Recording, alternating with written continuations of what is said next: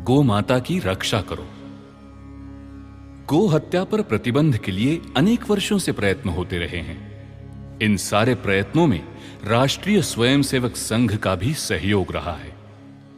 गो हत्या पर प्रतिबंध लगे, इस हेतु केवल 4 सप्ताहों की अवधि में 1.25 करोड़ लोगों का असंदिग्ध अभिमत उस समय के राष्ट्रपति राजेंद्र बाबू को दिया गया था। राजेंद्र बाबू धर्मनिष्ठ व्यक्ति थे। उनका भी यही मत था कि गो हत्या पर प्रतिबंध लगाना चाहिए, परंतु शासकीय व्यवस्था के कारण वे लाचार थे, कुछ कर नहीं सकते थे। इसके अतिरिक्त समय समय पर भिन्न भिन्न लोगों का प्रयास चलता ही रहा है। लाला हरदेव सहाय जी ने अथक प्रयास किए। वे बहुत समय तक कांग्रेस के कट्टर और एकनिष्ठ कार्यकर्ता थे। हमें विदित ही है कि स्वयं महात्मा गांधी गोरक्षा के पक्ष में थे। अपनी प्रार्थना में सबसे पहले गो और ब्राह्मण की रक्षा का श्लोक कहा करते थे।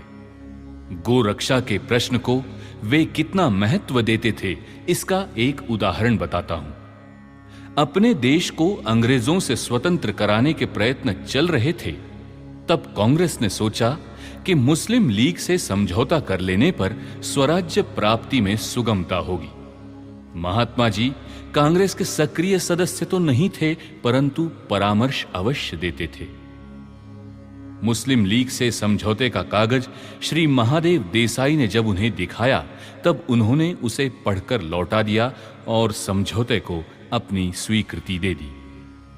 उस समझौते में एक शर्त यही थी कि स्वराज्य प्राप्ति के बाद मुसलमानों को गो हत्या का अधिकार रहेगा।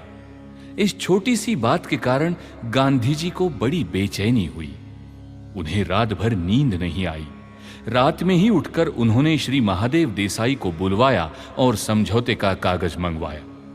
उसे ठीक से पढ़ने के बाद उन्होंने कहा, गो हत्या की शर्त मुझे मान्य नहीं। गौ के प्रति हम कृतज्ञ हैं, इसलिए उसकी रक्षा अपना परम कर्तव्य है। समझौता उसी समय टूट गया। जननी तुम ही शक्ति हमारी, मन मंदिर में प्रति पल गूंजे। अक्षय नवधार भक्ति हमारी, जननी तुम ही शक्ति हमारी। जननी तुम ही शक्ति हमारी। जननी तुम ही शक्ति हमारी।